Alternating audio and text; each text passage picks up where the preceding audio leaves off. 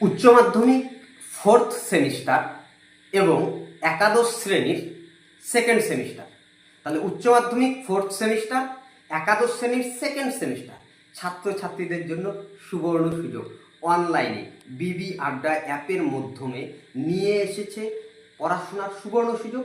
সেক্ষেত্রে এই দুটো সেমিস্টার ছাত্রছাত্রীরা এক গোল্ডেন চান্স, শুধুমাত্র 499 টাকা কোর্স ফি দিয়ে 6 মাসের কোর্স তোমরা করতে পারছো।